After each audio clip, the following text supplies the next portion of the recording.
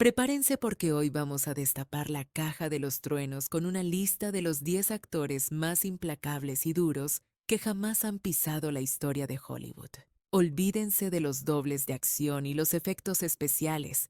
Estos tipos no solo interpretaban a hombres peligrosos frente a las cámaras, sino que eran auténticas bestias en la vida real, individuos capaces de romperte la mandíbula de un solo puñetazo y regresar al set de rodaje sacudiéndose el polvo como si nada hubiera pasado. Detrás de esa fachada de héroes invencibles y guerreros de celuloide se escondían existencias marcadas a fuego, por conflictos bélicos, violencia callejera extrema y situaciones de riesgo mortal que harían temblar al guionista más sádico. En este episodio especial de 2026, vamos a dejar atrás todo el mito publicitario y las mentiras de las relaciones públicas para revelar la verdad cruda e impactante sobre los actores más temibles que el cine ha conocido. Y mucho ojo con el puesto número 4 porque su historia es tan extrema y sangrienta que los propios estudios de cine intentaron enterrar su pasado bajo 7 llaves convencidos de que el público jamás creería que tales atrocidades fueran reales. Pero arranquemos fuerte con quien quizás sea el patriarca de la intimidación, el hombre más auténticamente peligroso de todos los tiempos, el inigualable Charles Bronson. Mucho antes de convertirse en el rostro de piedra más temido de la gran pantalla, Charles Bronson ya había sobrevivido a una vida lo suficientemente dura como para quebrar el espíritu de cualquier hombre común y corriente. Nacido bajo el nombre de Charles Buczynski, fue uno de los 15 hijos de una familia de mineros lituanos en Pensilvania, atrapados en una espiral de pobreza tan brutal que a veces tenían que usar los sacos de patatas como ropa. Imaginen esto con apenas 10 años de edad. El pequeño Charles ya trabajaba turnos completos en las oscuras minas de carbón, respirando polvo negro y descendiendo cientos de metros bajo tierra en una oscuridad claustrofóbica. Fue en esos túneles donde aprendió la lección más importante de su vida en su mundo: la debilidad era una sentencia de muerte y no había lugar para las lágrimas. Bronson era un hombre de pocas palabras y rara vez hablaba de su infancia, pero cuando decidía abrirse sus relatos eran directos y sombríos, describiendo una juventud rodeada de violencia intrafamiliar, hambre voraz y la muerte como una compañera cotidiana. Toda esa dureza acumulada quedó cincelada en su rostro para siempre. Esa mirada de desconfianza absoluta, la mandíbula siempre tensa, y esa expresión permanente de alguien que está esperando recibir un golpe fatal en cualquier segundo. No se trataba de una máscara cinematográfica diseñada por maquilladores, era el reflejo físico y real de años de supervivencia extrema en barrios marginales, donde mostrar un ápice de miedo equivalía a no durar ni un asalto. Y si la mina no fuera suficiente, la guerra llegó para terminar de forjar el acero de su carácter. Durante la Segunda Guerra Mundial, sirvió como artillero de cola en los bombarderos B-29, volando en 25 misiones de combate aéreo sobre territorio japonés, enfrentando fuego antiaéreo constante. Su valentía no pasó desapercibida y fue condecorado con el Corazón Púrpura debido a las heridas sufridas en combate, una prueba de que sangró por su país antes de sangrar por entretenimiento. Sus compañeros de escuadrón lo describían con una calma inquietante bajo fuego enemigo, ese tipo de hombre imperturbable que necesitas desesperadamente a tu lado cuando todo sale mal y el pánico empieza a contagiar al resto. Tras regresar del infierno de la guerra, su camino hacia el estrellato en Hollywood fue largo, tortuoso y lleno de situaciones humillantes que habrían hecho rendirse a cualquiera. Bronson tuvo que acumular más de 50 trabajos distintos para sobrevivir, desde recolector de cebollas bajo el sol abrasador hasta cocinero de mala muerte, e incluso se ganó la vida como boxeador profesional a puño limpio. Cuando por fin empezó a actuar la industria, lo encasilló de inmediato como el matón convicto o el salvaje, sin cerebro, pero el público notaba que había una electricidad distinta en él, algo oscuro. Cada vez que peleaba en la pantalla, Sus movimientos no parecían coreografiados por un experto en danza. Parecían reales, rápidos, eficientes y brutales, propios de alguien que sabía exactamente cómo infligir el máximo dolor en el menor tiempo posible. Esa autenticidad intimidaba tanto que trascendía la ficción. Tras protagonizar la saga de El Justiciero, comenzó a recibir amenazas de muerte muy serias por parte de la mafia local. El estudio aterrorizado le ofreció un equipo de guardaespaldas armados, pero Bronson los rechazó con una frialdad pasmosa, diciendo: «He vivido demasiado y he pasado por cosas peores que unos matones de barrio». Jamás buscó protección externa ni publicidad barata para parecer rudo. Su seguridad emanaba de un lugar mucho más profundo, cimentada en una vida entera mirando a la muerte a los ojos. Los directores que tuvieron la suerte o la desgracia de conocerlo lo decían sin rodeos y con cierto temor reverencial. Charles Bronson no actuaba como un tipo duro para las cámaras, simplemente lo era, y eso se notaba en el aire cuando entraba a una habitación. En él no había alarde, ni fanfarronería, ni espectáculo innecesario, solo una dureza silenciosa y letal nacida del trabajo esclavo, la guerra sangrienta y la pobreza más extrema. En una industria repleta de hombres blandos que fingían ser peligrosos, Charles Bronson era la excepción inquietante, el único que nunca tuvo que fingir absolutamente nada. Ahora pasemos a Audie Murphy. Y aquí es donde la historia da un giro inesperado. Porque cuando Hollywood imaginaba a un hombre duro, pensaba en gigantes musculosos y miradas asesinas. Audie Murphy era todo lo contrario a ese estereotipo. Apenas medía 1,65 m, tenía un rostro juvenil casi angelical y una voz suave y calmada. Su apariencia era tan inofensiva y dulce que muchos directores de casting dudaban seriamente en darle papeles de acción, pensando que el público se reiría.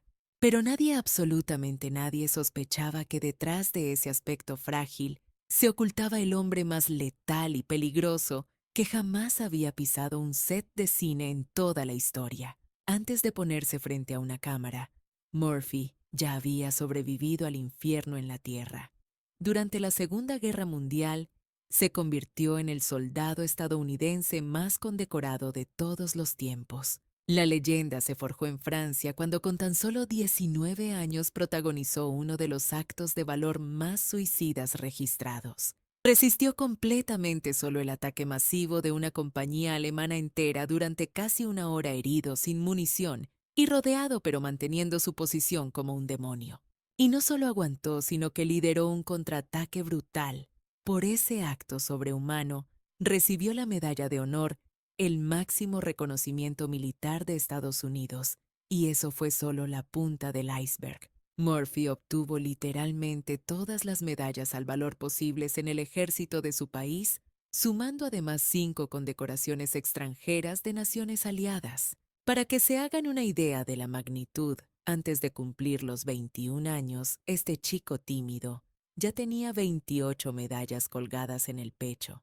Destruyó tanques enemigos, cargó en solitario contra nidos de ametralladoras y siguió luchando tras ser herido de gravedad en 3 ocasiones distintas, como si fuera inmortal. Los historiadores militares más conservadores estiman que eliminó personalmente entre 240 y 300 soldados enemigos, una cifra superior a la de muchas unidades militares completas. Hollywood lo descubrió gracias a que apareció en la portada de la revista Life como héroe nacional, pero cuando llegó a su primera prueba de cámara, los guardias de seguridad no le dejaban entrar, porque no le creían. Pensaron que era una broma o un error administrativo.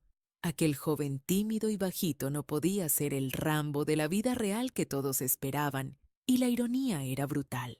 Estaban parados frente a alguien más letal, eficiente y peligroso que cualquier otro actor que hubiera existido o existiría en la historia del entretenimiento.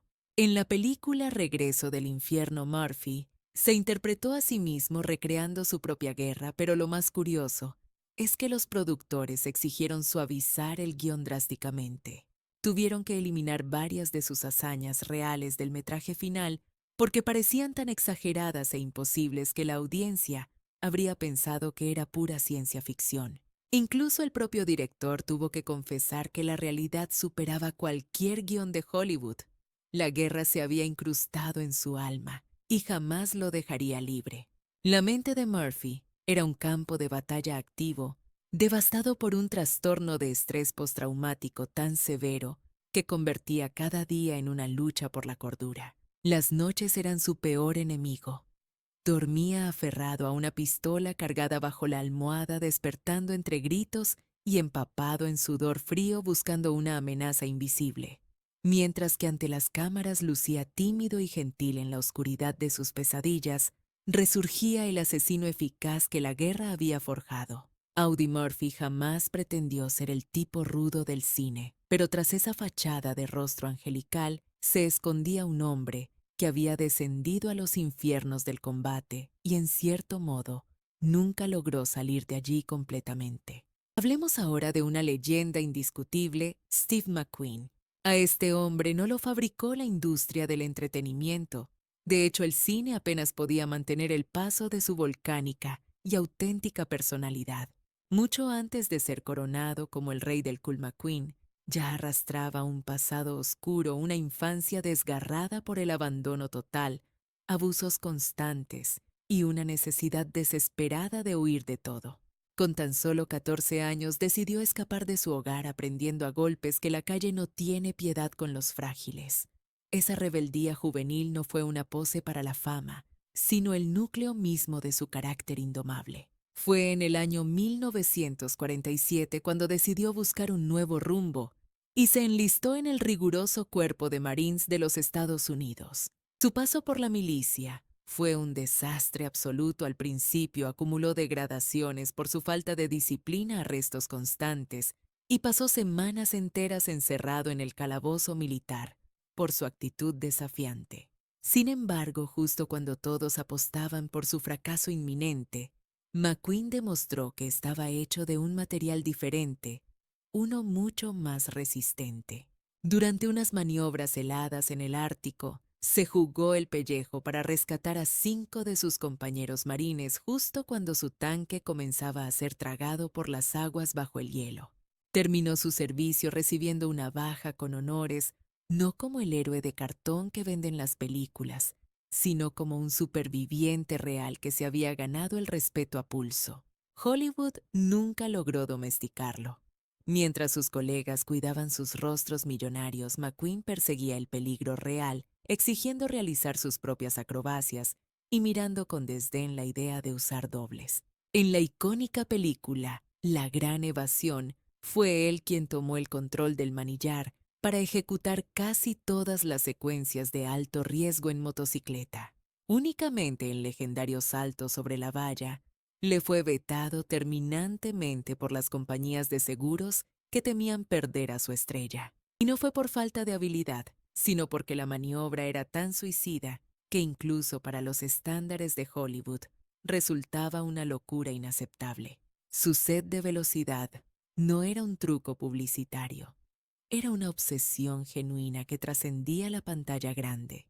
McQueen corría como piloto profesional, ocultándose frecuentemente bajo nombres falsos, para que los ejecutivos de los estudios no pudieran impedirle arriesgar su vida en la pista. Para el año 1970, su destreza lo llevó a obtener el segundo lugar en las brutales 12 horas de Sebring, compitiendo con un pie escayolado, tras un accidente previo, demostrando una tolerancia al dolor inhumana. Los corredores profesionales no lo veían como un actor jugando a las carreras, sino como uno de los suyos, un piloto de verdad, con gasolina en las venas. Ese desprecio absoluto por el miedo era una constante que llevaba consigo también fuera de los circuitos de carreras. En los rodajes se lanzaba sin dudar a escenas con fuego real, nadaba en corrientes traicioneras y enfrentaba situaciones que hacían temblar incluso a los especialistas más experimentados. Varios directores confesaron que su mayor dolor de cabeza no era motivarlo para la acción, sino frenarlo para evitar que se matara en el set intentando una locura.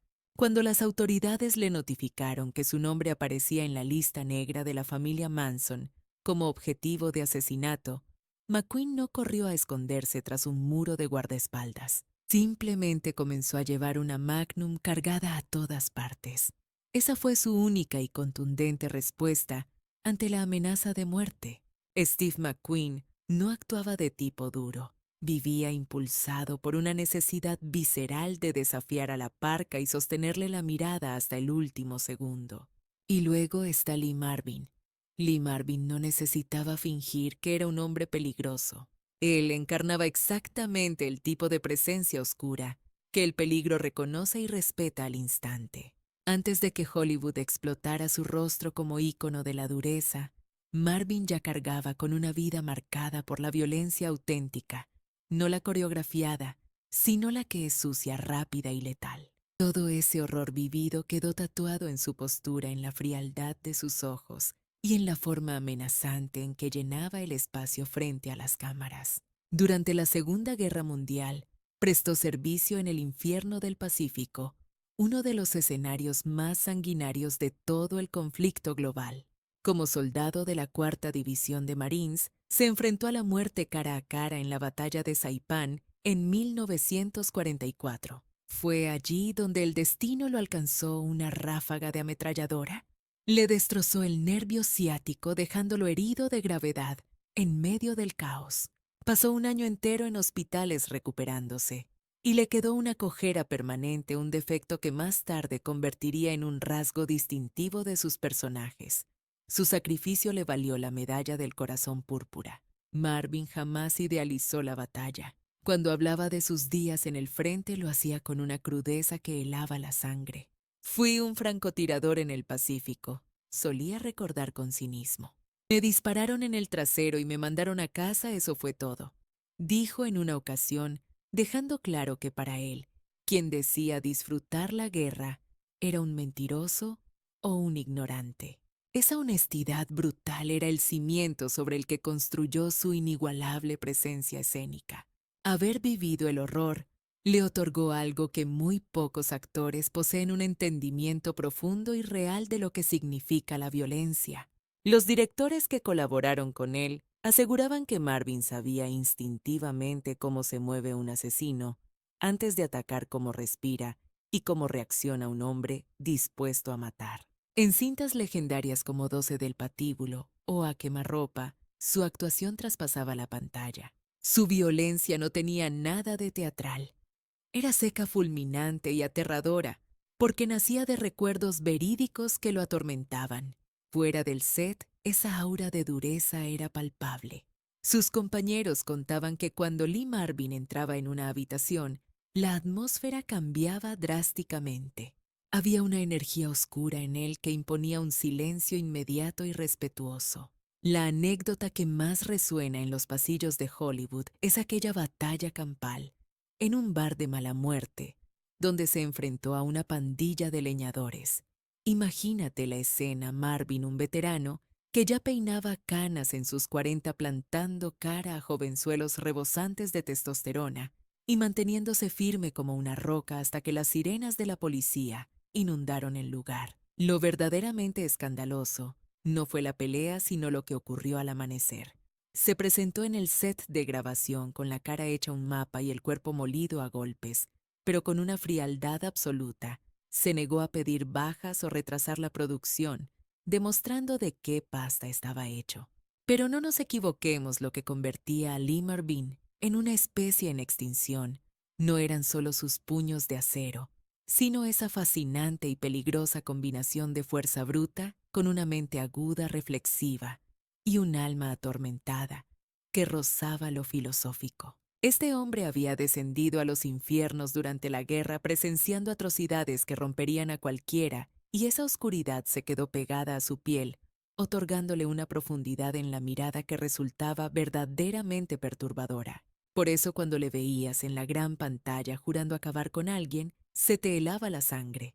La audiencia sabía instintivamente que Lee Marvin no estaba interpretando un guión, sino que estaba canalizando sus propios fantasmas y reviviendo memorias reales. Si te apasionan estos cotilleos oscuros y las vidas al límite de las leyendas del cine, revienta el botón de me gusta y escribe el número 1 en los comentarios para que sepamos que quieres más salseo del bueno. Hablemos ahora del gigante de John Wayne. Aunque parezca mentira, este icono indiscutible de la masculinidad no salió del vientre de su madre siendo el símbolo de rudeza que todos idolatran hoy en día. Esa coraza impenetrable se fraguó a fuego lento y con mucho sudor muchísimo antes de que las luces de Hollywood le bautizaran como el Duque y le convirtieran en la leyenda inmortal que conocemos. Creció a caballo entre las áridas tierras de California y los campos de Iowa a principios del siglo XX, una época despiadada donde nadie te regalaba nada, el trabajo físico era la única forma de sobrevivir y la resistencia no era una virtud, sino una obligación diaria. Era una torre humana alto y macizo con una presencia que llenaba cualquier habitación. Desde muy chaval, entendió que su cuerpo no era un templo, sino una herramienta de carga, y que sentirse agotado no era una excusa válida para dejar de empujar. Mucho antes de ponerse delante de una cámara, ya era un atleta de élite que se dejaba la piel en el campo. Brilló jugando al fútbol americano en la universidad y se ganó a pulso una beca deportiva, que era su billete de salida hacia una vida mejor. Sin embargo, el destino le jugó una mala pasada en forma de una lesión devastadora, que destrozó sus sueños deportivos en un segundo, pero lo que parecía el final solo fue el desvío necesario hacia su verdadera gloria. Cuando aterrizó en la fábrica de sueños no lo hizo en limusina. Empezó desde lo más bajo cargando decorados pesadísimos currando como utilero y jugándose el tipo como doble de acción en escenas que nadie más quería hacer. Se cuenta que movía él solo piezas de escenografía para las que normalmente hacían falta 2 o 3 operarios y lo hacía sin darse importancia. Esos músculos no eran de gimnasio, eran puro granito forjado tras años de esfuerzo brutal y real. Incluso cuando ya era una estrella intocable, Wayne se negó a acomodarse. A diferencia de otros divos que pedían dobles hasta para bajar escaleras, él exigía rodar sus propias escenas de riesgo, desafiando al peligro incluso en su madurez. El rodaje de la película El Álamo fue un auténtico calvario para el actor. Allí sufrió un accidente que hubiese mandado a cualquier otra persona directo a la sala de urgencias. Se rompió varias costillas tras una caída espantosa del caballo, pero en lugar de cortar, se vendó el torso con fuerza bruta, se tragó el dolor y continuó no solo actuando, sino también dirigiendo la cinta como si nada hubiera pasado. Para un hombre de su talla rendirse o detener la producción era impensable, pero esa terquedad casi suicida se pondría a prueba de la forma más macabra bajo condiciones verdaderamente extremas. Ocurrió durante la infame grabación de El Conquistador en 1956.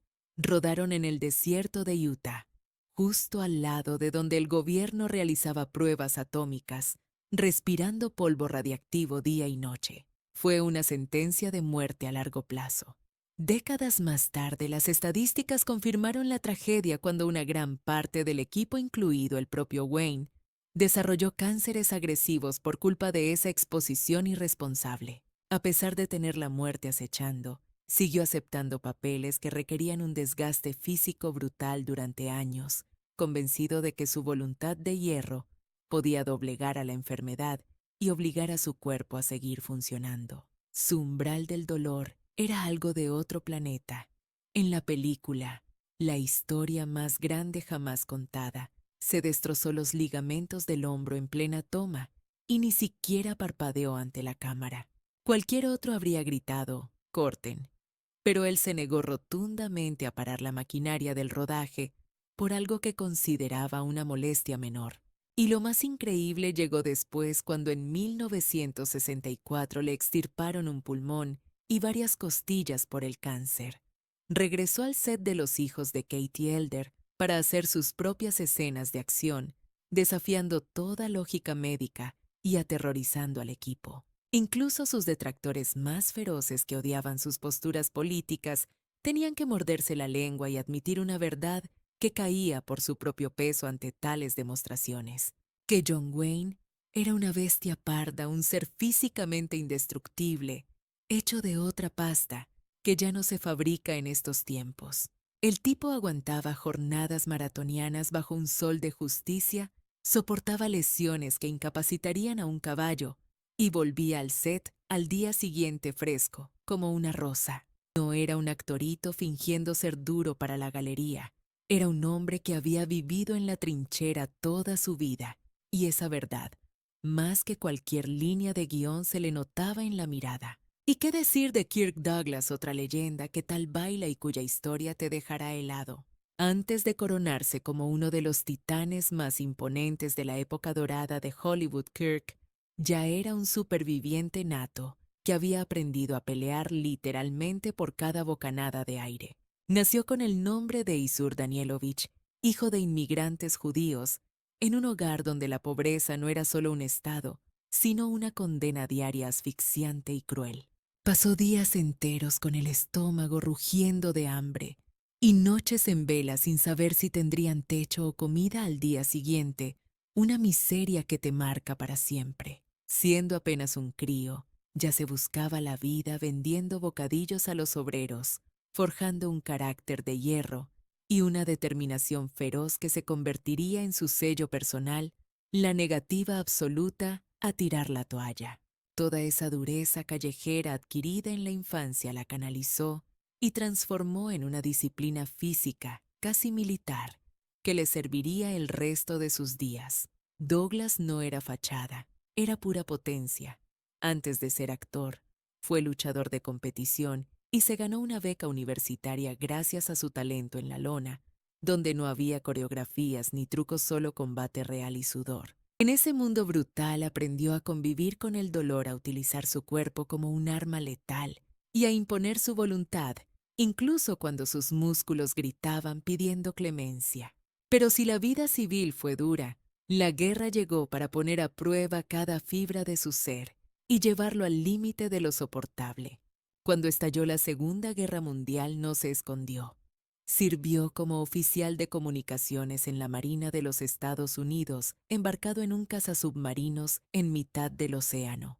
Aquello era una olla a presión, un trabajo tenso, claustrofóbico y extremadamente peligroso, marcado por la amenaza constante de ser torpedeados y una presión psicológica capaz de quebrar a cualquiera. Sufrió heridas de guerra que forzaron su baja médica en 1944, cerrando un capítulo sangriento que, lejos de ablandarlo, blindó su dureza mental para siempre.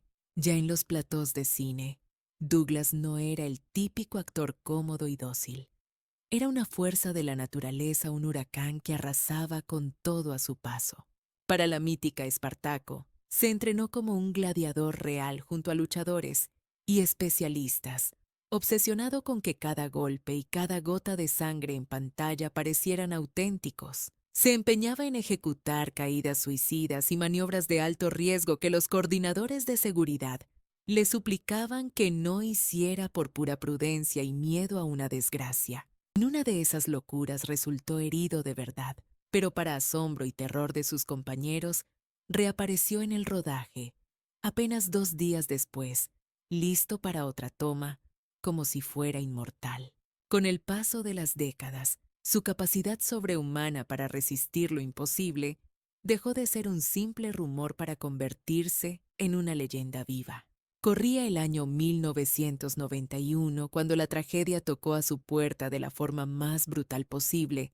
Sobrevivió de milagro a un siniestro de helicóptero infernal que cobró la vida de 2 acompañantes y dejó su propia columna vertebral prácticamente destrozada. Lejos de rendirse, se sometió a un calvario de rehabilitación física, un proceso agónico y eterno, solo para poder ponerse en pie de nuevo. Sin embargo, el destino fue cruel y 5 años más tarde, un derrame cerebral devastador le arrebató su herramienta más preciada, el habla. Cualquier otra estrella de su calibre se habría retirado a las sombras para ocultar su vulnerabilidad, pero Douglas no estaba hecho de esa pasta. Luchó con uñas y dientes durante años interminables, simplemente para recuperar su propia voz. Fue precisamente esa última gran batalla librada ya en la vejez la que terminó por definir la verdadera esencia del hombre detrás de la leyenda. Al final la historia no iba sobre sus bíceps de acero ni sobre los reflectores de Hollywood, sino sobre una fuerza de voluntad inquebrantable que incluso plasmó en papel al escribir sobre su tormentosa recuperación. Encaró la vergüenza pública de perder sus facultades y el dolor físico con la misma rabia y ferocidad con la que décadas atrás había plantado cara a la miseria extrema y a los horrores de la guerra. Quedó claro que Kirk Douglas no se limitaba a actuar como hombres indomables en la pantalla. Él era en carne y hueso un guerrero forjado a golpe de resistir todo lo que el universo le lanzó para destruirlo. Hablemos ahora de James Cagney. Y por favor que nadie cometa el error de subestimarlo por su estatura, porque las apariencias engañan mortalmente. Con apenas 165 centímetros de altura, James Cagney se consagró como uno de los tipos más genuinamente peligrosos y letales que la industria del cine haya visto jamás. Mucho antes de que las masas lo adoraran como el gángster por excelencia del celuloide, Cagney ya se había graduado en la Universidad de la Vida, aprendiendo a pelear en un entorno donde la violencia era el pan de cada día las despiadadas calles del Lower East Side de Nueva York. En ese entorno hostil, ser un chico de baja estatura implicaba una sentencia clara: o aprendías rápido a soltar el primer golpe, o te resignabas a vivir comiendo polvo en el suelo. Así que la cosa estaba clara. Cagney no se metió al boxeo por deporte hobby o vanidad masculina, lo hizo por pura y dura supervivencia instintiva. Creció en una jungla de asfalto rodeado de pandillas rivales, reyertas callejeras y códigos de honor silenciosos donde ser rápido y decidido valía mucho más que tener una fuerza descomunal. Se transformó en un boxeador amateur temible, perfeccionando una técnica letal basada en pies ligeros y golpes cortos, secos y quirúrgicos, sin desperdiciar ni una gota de energía. Esa manera de moverse tan económica, seca y explosiva se convirtió en su sello personal y jamás lo abandonó, ni siquiera bajo los focos. Cuando finalmente desembarcó en el mundo del cine, la violencia que proyectaba en la pantalla causó un auténtico shock cultural en la audiencia. En una era dorada donde las peleas de cine eran teatrales y exageradas, Cagney repartía leña como en la vida real de forma rápida, brutal y terroríficamente eficiente. Los directores de la época comentaban asombrados que él no coreografiaba las peleas, simplemente las ejecutaba. Cada puñetazo llevaba veneno y cada movimiento seguía una lógica aplastante.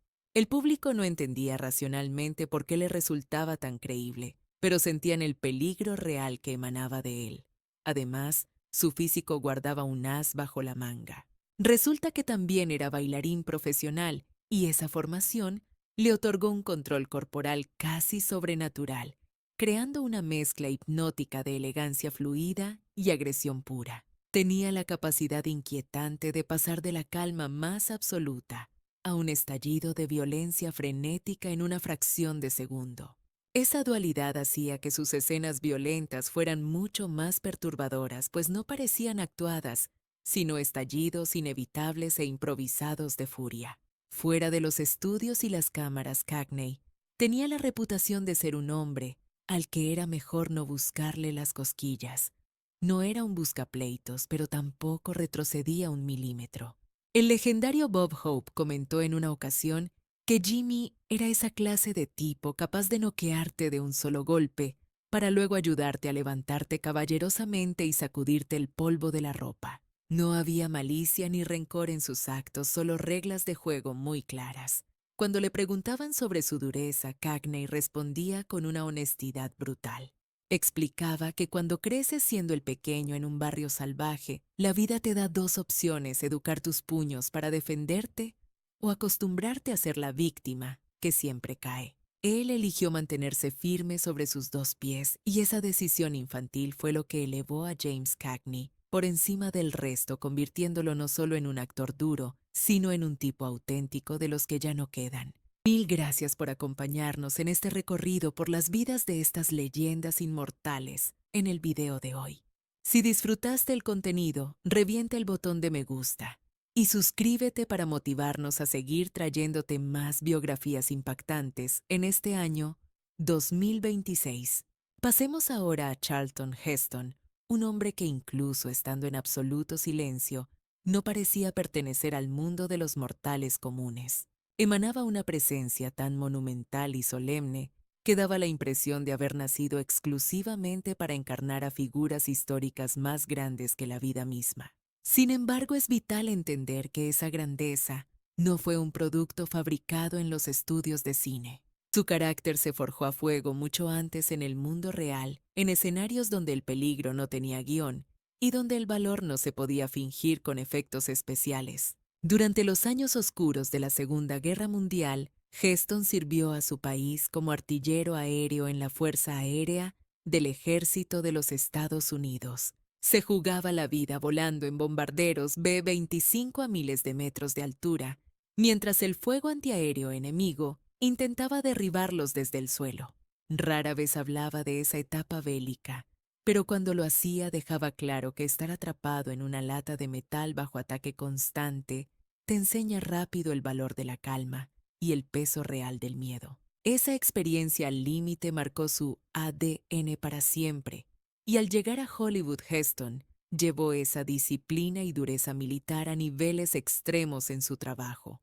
Durante el rodaje épico de Los 10 Mandamientos, trabajó en el desierto del Sinaí, soportando un calor tan brutal que envió a docenas de miembros del equipo directamente al hospital. Él, sin embargo, siguió adelante como una máquina, sin soltar una sola queja, demostrando una resistencia sobrehumana. Para la película Ben-Hur, se sometió a meses de entrenamiento físico agotador, solo para aprender a dominar las cuadrigas de guerra con maestría. En la mítica escena de la carrera realizó la inmensa mayoría de las tomas él mismo y estuvo a punto de morir al salir disparado del carro en una maniobra que salió mal.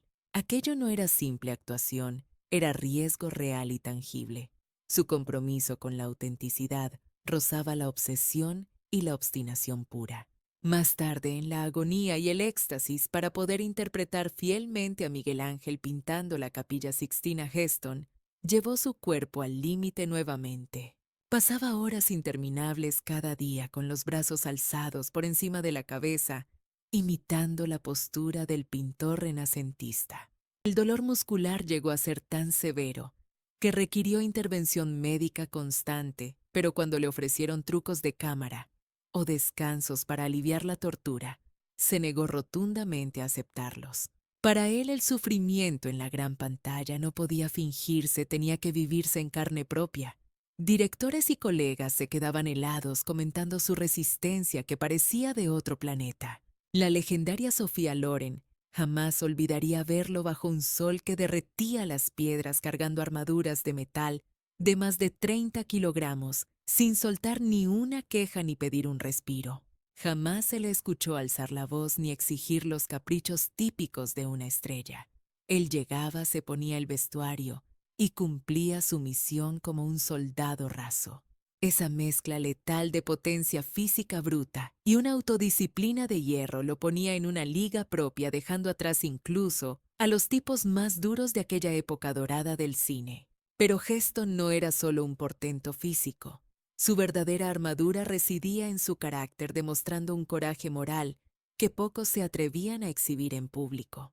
Durante toda su trayectoria, defendió sus ideales a capa y espada sin importarle si eso le costaba la fama, el dinero o el rechazo de la industria.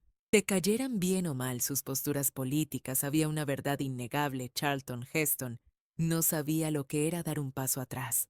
Cuando lo veías en pantalla desafiando lo imposible, te lo creías, porque el hombre detrás del guión ya sabía lo que era mantenerse firme cuando las balas eran de verdad.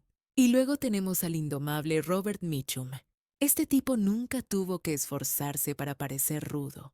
Lo llevaba en la sangre, y cualquiera que se le acercara podía sentir esa vibra pesada al instante.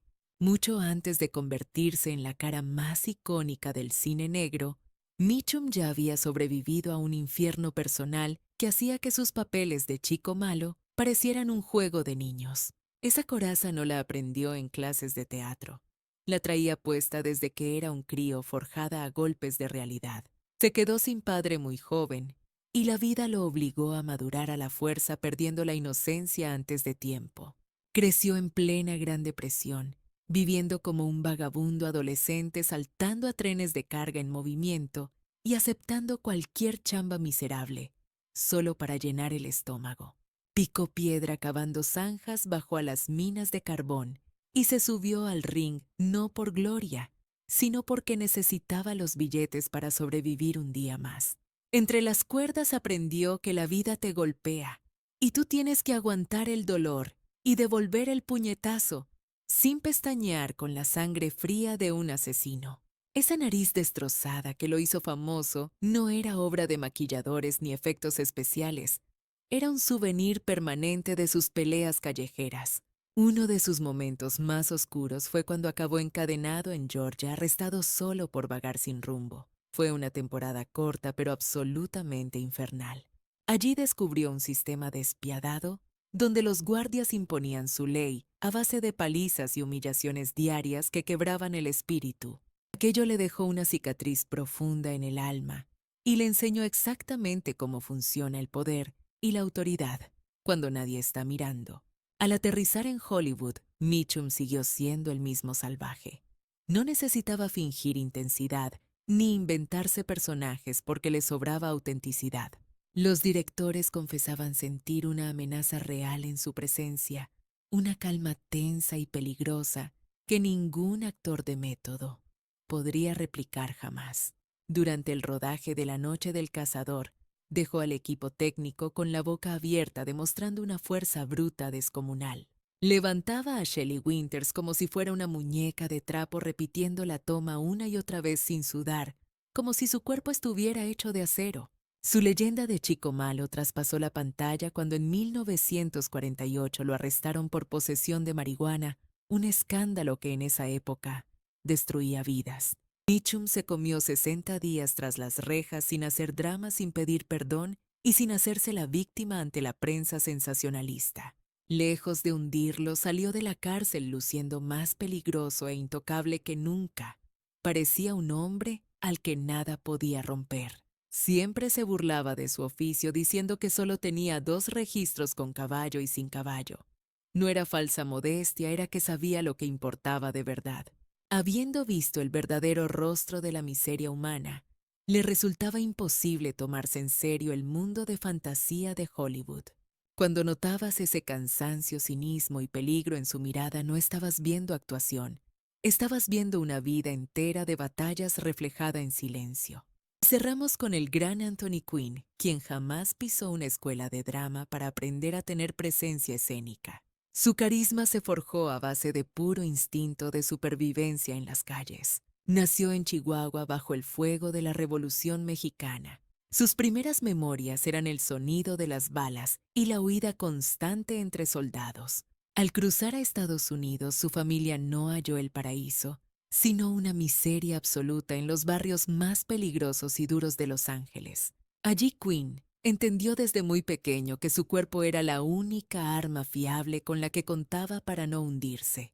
Antes de cumplir los 10 años, ya estaba trabajando para ayudar en casa. Nada de infancia feliz, solo fatiga, hambre y lomo partido de sol a sol. A diferencia de los actores modernos que esculpen sus músculos frente a un espejo en gimnasios de lujo, Quinn construyó su físico cargando cemento, descuartizando carne, y en obras de construcción que te destrozan la espalda y te llenan las manos de callos. No tenía un cuerpo estético de modelo, tenía una máquina funcional diseñada para el trabajo duro y el aguante. El boxeo no llegó a su vida como un deporte, sino como una necesidad absoluta para llevar dinero a la mesa. Siendo apenas un adolescente, peleaba profesionalmente recibiendo castigo real y devolviendo golpes brutales por unos cuantos dólares. Esa nariz chueca tan reconocible en pantalla no fue una decisión artística, fue el precio directo que pagó en el cuadrilátero para sobrevivir. Ahí aprendió a tragarse el dolor sin quejarse y a mantenerse de pie incluso cuando cada célula de su cuerpo le gritaba que se rindiera. Al llegar a la meca del cine, esa potencia animal era imposible de ocultar y dejaba perplejos a los técnicos y compañeros de set. En Sorba el griego lo vieron cargar troncos pesadísimos que requerían 2 hombres y lo hacía sin dobles ni trucos, a pura fuerza bruta. Los extras, esa gente humilde que se partía el lomo trabajando de sol a sol, no veían en él a una estrella inalcanzable, sino a un igual. Lo miraban con una reverencia genuina, porque sabían que ese hombre no estaba fingiendo. Era uno de los suyos bajo la piel de un personaje. Mientras otros galanes de la época se obsesionaban con mantener una fachada de machos alfa indestructibles, Anthony Quinn jugaba en otra liga. A él le importaba un bledo mostrar sus heridas. Para él, la vulnerabilidad no era debilidad, sino su arma más letal. Podía derramar lágrimas amargas frente a la cámara o amar con una pasión devoradora. Y aún así, jamás perdía ese aire de autoridad innata. Se rompía en 1000 pedazos, sí, pero esa seguridad inquebrantable venía de un lugar mucho más oscuro y profundo de su alma. No necesitaba inflar el pecho ni alzar la voz para probar su valía. Quinn tenía muy claro su origen y su identidad. Era capaz de recitar poesía con la misma naturalidad con la que blandía una espada, fusionando al artista y al guerrero, porque en el fondo ambas bestias vivían dentro de él. Cuando lo veíamos encarnar a boxeadores golpeados, campesinos con las manos callosas, revolucionarios o simples obreros, no era mérito del departamento de casting. Él conocía el sabor del polvo y el sudor. Había vivido en ese mundo mucho antes de pisar una alfombra roja. No tenía que imaginar cómo se siente el cansancio extremo, simplemente lo recordaba. Cada suspiro, cada paso arrastrado y cada silencio cargado de significado eran ecos de una vida dura, de un pasado de trabajo real que ninguna escuela de actuación puede enseñar. Esa es la razón por la que su rudeza jamás se sintió forzada, estridente ni teatral. No necesitaba hacer ruido para imponerse en la escena. Su fortaleza era como una roca sólida, serena y sobre todo auténtica. Era la mirada de un hombre que ya había sobrevivido a infiernos personales y batallas reales mucho antes de que el director gritara: ¡Acción! Pasemos ahora a otra leyenda, Burt Lancaster. A simple vista, Burt no encajaba en el molde clásico del tipo peligroso que te haría cruzar la acera por miedo. Tenía un físico envidiable, un carisma desbordante y una sonrisa casi luminosa que podía engañar a cualquiera. Pero ojo, porque detrás de esa fachada brillante se escondía una dureza de acero nacida del control maníaco de su propio cuerpo y de una tolerancia al dolor que asustaría a cualquiera. Mucho antes de que las luces de Hollywood lo iluminaran, Lancaster ya había llevado su anatomía al límite absoluto en un universo despiadado, donde un solo error no se pagaba con una mala crítica, sino con sangre. Olviden los trabajos de oficina o los comienzos fáciles. Antes de ser una estrella de cine, este hombre se ganaba la vida como acróbata profesional de circo, volando por los aires sin red de seguridad. Y no estamos hablando de un pasatiempo de fin de semana. Era una profesión brutal que demandaba una fuerza sobrehumana, una coordinación perfecta y una fe ciega en que tus músculos no te fallarían en el momento crucial. En ese mundo implacable, si calculabas mal un salto, no había segundas tomas ni directores comprensivos. Caer mal significaba destrozarse los huesos o directamente perder la vida en la pista central. Se pasó años actuando con la certeza de que cada acrobacia podía ser su final. Fue ahí, entre el aserrín y el trapecio, donde aprendió una lección vital que la mayoría de los actores ignoran. Al miedo no se le evita, se le atraviesa y se le domina. Así que cuando finalmente aterrizó en la industria del cine, esa disciplina férrea lo separó instantáneamente del resto del rebaño de actores mimados. Lancaster hacía sus propias escenas de riesgo, con una naturalidad que ponía los pelos de punta. Saltos imposibles, caídas brutales, peleas coreografiadas al milímetro. Lo hacía todo él mismo, sin trucos. Su cuerpo no era un simple instrumento, era una máquina de precisión quirúrgica que obedecía cada orden de su mente sin titubear ni un milisegundo. Fíjense en el clásico De aquí a la eternidad. Esa icónica escena en la playa no era solo pura sensualidad para la pantalla, era una demostración de control físico total el resultado de años de entrenamiento extremo que le permitían moverse como un depredador. A lo largo de toda su carrera insistió tercamente en realizar las secuencias más peligrosas incluso cuando ya era una leyenda consagrada, y los estudios le suplicaban que usara un doble para proteger su inversión. Los directores sabían perfectamente que con Lancaster no se podía jugar. Él exigía un realismo visceral, un impacto genuino y una verdad corporal absoluta. No estaba interpretando la fuerza, la estaba viviendo en cada fibra. Simplemente ejecutaba la acción con una eficacia aterradora. Sus compañeros de reparto comentaban a menudo que su potencia era desconcertante porque no necesitaba gritar ni exagerar gestos, simplemente hacía lo que tenía que hacer, y eso imponía respeto. Y cuidado porque cuando las cámaras se apagaban y terminaba el rodaje, Burt mantenía una firmeza de carácter igual de intimidante en la vida real. Defendía sus convicciones con la misma energía explosiva con la que se lanzaba desde el trapecio. Jamás se arrodilló ante los grandes estudios, ni cedió ante las presiones de los ejecutivos de traje y corbata.